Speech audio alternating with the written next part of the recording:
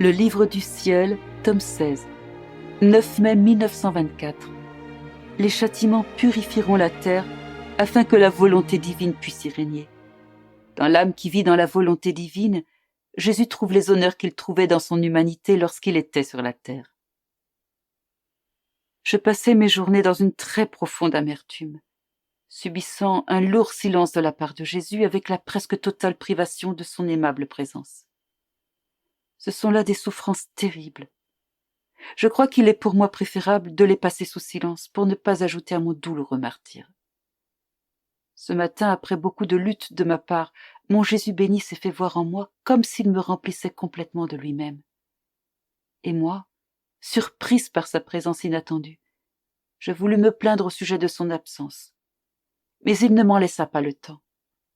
Tout affligé, il me dit « Ma fille, comme je me sens amère. Les créatures m'ont transpercé de 3 clous, non pas dans mes mains, mais dans mon cœur et ma poitrine, ce qui me donne les souffrances de la mort.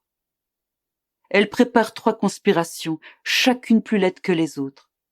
Et dans ces conspirations, elles visent mon Église. L'homme ne veut pas renoncer au mal. Au contraire, il s'y précipite davantage. » En disant cela, il me montra des réunions secrètes dans lesquelles on complotait sur la manière d'attaquer l'Église, de causer de nouvelles guerres ou de nouvelles révolutions. Combien de mots horrifiants pouvaient être vus. Mon doux Jésus reprit la parole.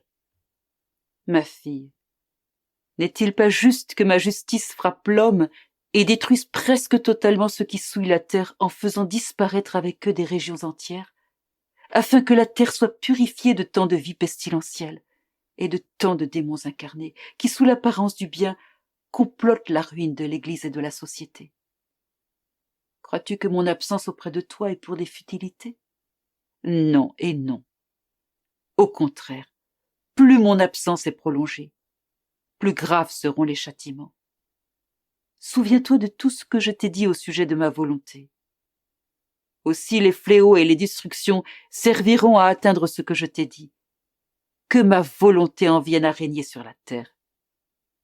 Mais elle doit trouver la terre purifiée, et pour qu'elle le soit, les destructions sont nécessaires. Par conséquent, patience, ma fille, et ne quitte jamais ma volonté, parce que tout ce qui prend place à l'intérieur de toi servira à faire en sorte que ma volonté vienne triomphalement régner chez les hommes. » À la suite de ces propos de Jésus, je me résignai. Oui, mais dans une grande affliction. La pensée du grand mal régnant dans le monde et mes privations de Jésus étaient comme un couteau à 2 tranchants, qui me tuait et qui ajoutait à mon tourment, sans me faire mourir.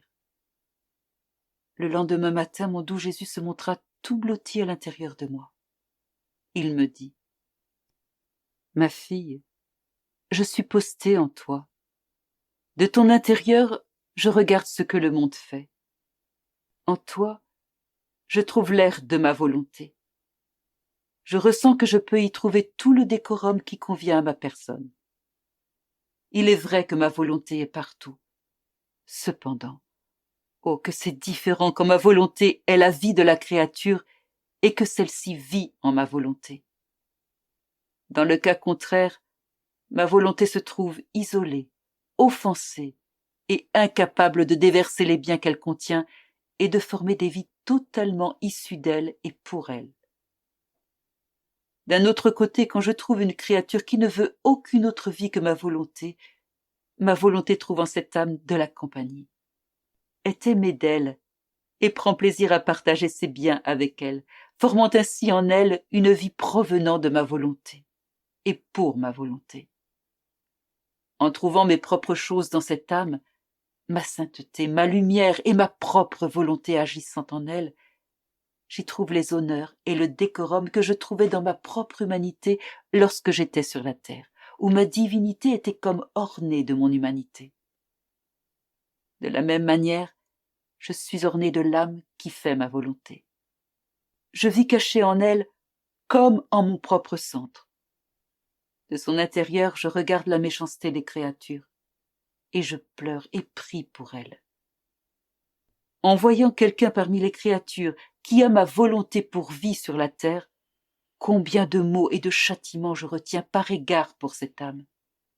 Combien de fois ne suis-je pas sur le point de détruire les créatures et d'en finir avec elles à cause des grands maux qu'elles commettent. Mais simplement en te regardant, et en regardant la citadelle de ma volonté en toi, je me blottis de nouveau en toi et je m'abstiens de le faire. Donc, ma fille, patience, et laisse toujours ma volonté avoir totalement vie en toi.